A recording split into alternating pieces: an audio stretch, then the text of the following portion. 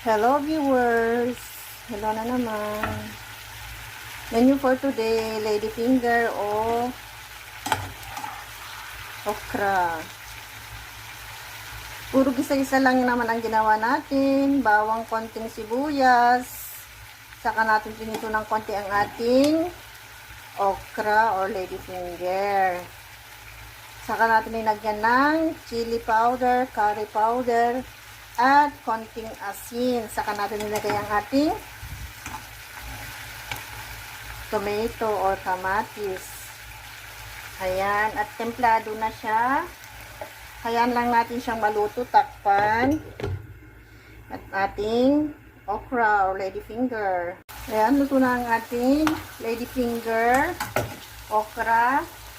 At syempre, hindi mawawala ang ating coriander leaves.